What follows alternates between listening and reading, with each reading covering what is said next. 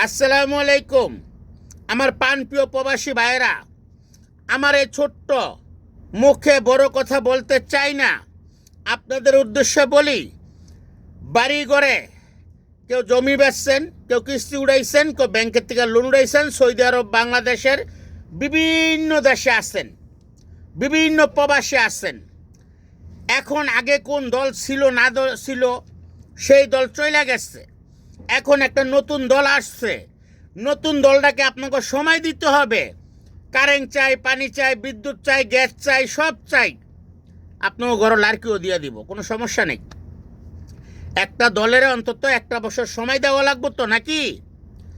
আপনারা এর ভিতরেই দলের নেতারে, দলের চেয়ারপারসনসে, দলের যিনি বর্তমানে বাংলাদেশ সরকার আছে তারা আপনারা বাস দেওয়া শুরু করে দিচ্ছেন, গালিগালা শুরু করে দিচ্ছেন। আরে ভাই, ব্যাংক তো কিস্তি উড়াই আইছেন, কিস্তি চালান, প্রবাসে কাজ করেন। আপনি কি জন্য যান? বাংলাদেশের সরকারের গালিগালাজ করার জন্য, বাংলাদেশের মন্ত্রী মিনিস্টারের গালিগালাজ জন্য।